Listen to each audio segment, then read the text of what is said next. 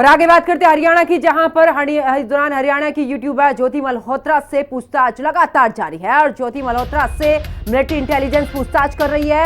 IB की team भी ज्योति मल्होत्रा से पूछताछ करेगी, जहां पर ज्योति मल्होत्रा के फोन में कई पाकिस्तानी नंबर भी मिले हैं। इस साथ ही आपको बता दें कि ज्योति के बैंक खातों की भी जांच करेगी पुलिस और ज्योति मल्होत्रा की यहां पर ट्रैवल हिस्ट्री भी खंगाल रही है, जहां पर अब से थोड़ी देर में हिसार पुलिस की प्रेस कॉन्फ्रेंस भी होगी। ज्योति मल्होत्रा पर हिसार पुलिस जानकारी भी देगी। तो इस वक्त की बड़ी जानकारी आपको दे रहे हैं। कल हमने एक इनपुट के आधार पर ज्योति रानी पुत्री हरीश कुमार आरओ अग्रसेंस एक्सटेंशन हिसार को ऑफिशियल सीक्रेट एक्ट और 152 बीएनएस के अंतर्गत अरेस्ट किया है। इसके पास प्राप्त मोबाइल और लैपटॉप से हमें कुछ संदिग्ध सामग्री प्राप्त हुई है। इसको हमने 5 दिन की रिमांड पे लिया है, पूछताछ जारी है। यह लगातार पाकिस्तानी नागरिक के संपर्क में थी, उसके बारे में इससे पूछताछ की जाएगी।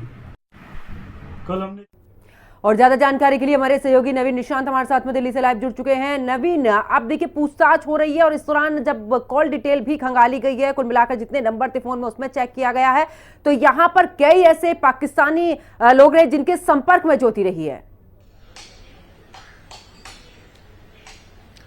बिल्कुल, देखिए ज्योति मल्होत्रा यूट्यूबर है, हरियाणा से ताल्लुक रखती हैं और उन्हें पुलिस ने गिरफ्तार किया है जासूसी के शक में। और जब उनके मोबाइल डिटेल्स खंगाले गए तो उसमें कई पाकिस्तानी नंबर मिले हैं, साथ ही साथ बैंक डिटेल्स भी खंगाले जा रहे हैं। और सबसे बड़ी बात यह है कि ऐसे कई जो सबूत हैं वो पुलिस को मिले हैं कि जब ज्योति मल्होत्रा पाकिस्तान गई थी तो कुछ वैसे रिस्ट्रिक्टेड इलाकों में भी उनकी एंट्री थी, वहां वो ब्लॉग्स बना रही थी, वहां वो घूमने गई थी और साथ ही साथ कई आईएसआई ऑफिसर के साथ भी जो उनकी मीटिंग है, जो बातचीत है वो सामने आई है। इसके साथ ही साथ इंडोनेशिया भी ज्योति मल्होत्रा आईएसआई के जो कुछ अधिकारी हैं उनके साथ गई थी। नेपाल में भी कुछ आईएसआई के अधिकारियों के साथ जो ज्योति मल्होत्रा है उनके ताल्लुकात पाए गए हैं। तो निश्चित तौर पर एक बड़ा मामला निकलकर सामने आया है। अब से थोड़ी ही देर में जो हिसार पुलिस है वो इस पूरे मामले में जो जानकारी है वो सबके सामने रखने वाली है। लेकिन निश्चित तौर पर 5 दिनों की रिमांड ज्योति मल्होत्रा की मिली है और तमाम एजेंसियां, चाहे वो आईबी हो, चाहे वो मिलिट्री इंटेलिजेंस हो या फिर जो हरियाणा पुलिस है, वो तमाम पहलुओं को ध्यान में रखकर पूछताछ कर रही है। और ये भी पता लगाया जा रहा है कि आखिर जब ज्योति मल्होत्रा पाकिस्तान जाती थी तो किन किन लोगों से मिलती थी, किन किन इलाकों में जाती थी, क्योंकि जानकारी जो निकलकर सामने आ रही है कि आईएसआई के जो कई अधिकारी थे उनके संपर्क में ज्योति मल्होत्रा थी। इसके साथ ही साथ जो पाकिस्तान एम्बेसी है उसके भी कुछ कर्मचारियों के संपर्क में ज्योति मल्होत्रा थी। तो निश्चित तौर पर ये पता लगाने की कोशिश की जा रही है, क्योंकि ज्योति मल्होत्रा पहले गुरुग्राम में एक नौकरी करती थी, लेकिन बाद में वो व्लॉगर और यूट्यूबर बनी। उसके बाद वो पाकिस्तान का 3 बार दौरा कर चुकी हैं और इंडोनेशिया और नेपाल भी वो जा चुकी हैं, वहां आईएसआई के अधिकारियों से भी वो मिली थी।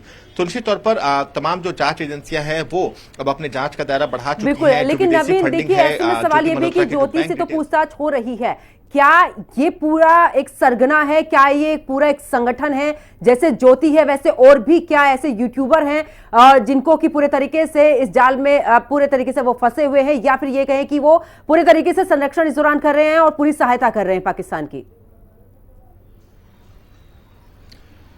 देखिए, जब ज्योति मल्होत्रा के मामले की जांच हो रही है तो निश्चित तौर पर जो जांच का दायरा है वो बढ़ेगा। ये भी पता लगाया जाएगा कि आखिर ज्योति मल्होत्रा किन किन लोगों के संपर्क में है, चाहे वो पाकिस्तान हो चाहे वो भारत हो। जिन लोगों से ज्योति मल्होत्रा के ज्यादा संपर्क रहे हैं उनसे भी जो एजेंसियां हैं वो निश्चित तौर पर पूछताछ करेगी, क्योंकि इतना बड़ा अगर कोई सिंडिकेट होता है तो वो अकेले के दम पे नहीं चलता। अगर पाकिस्तान इसकी फंडिंग कर रहा है तो निश्चित तौर पर इसके पीछे और भी लोग शामिल हो सकते हैं, चाहे वो पाकिस्तान एम्बेसी से जुड़े लोग हो या फिर कोई हैंडलर हो, क्योंकि इतनी बड़े जो साजिश होती है वो अकेले के दम पे नहीं होती, इसमें कई तरह की चीजें शामिल होती हैं। जहां तक बात क्योंकि पाकिस्तान का वीजा मिलना इतनी आसानी से नहीं मिलता।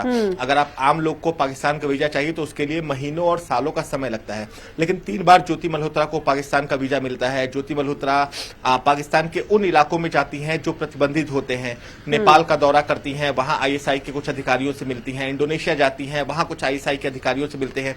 तो उनके ट्रेवल को कौन मैनेज कर रहा था, उनकी फंडिंग कौन कर रहा था, तो ये तमाम लोग जांच के दायरे में हैं। बहुत हद तक संभव है कि इसमें पाकिस्तान एम्बेसी से जुड़े लोग कुछ शामिल हो, क्योंकि सोशल मीडिया पे कुछ वीडियोस चल रहे हैं जो इस बात की जानकारी देते हैं कि जो ज्योति मल्होत्रा है वो अक्सर पाकिस्तान एम्बेसी जाती थी, वहां फंक्शंस में वो शामिल होती थी। तो निश्चित तौर पर जो जांच का दायरा है वो काफी बड़ा है और आने वाले दिनों में इसमें और भी कई बड़े खुलासे होने हैं। बहुत बहुत शुक्रिया नवीन निशांत हमारे साथ जुड़ने के लिए, तमाम जानकारी साझा करने के लिए। खबरों में आगे बात करते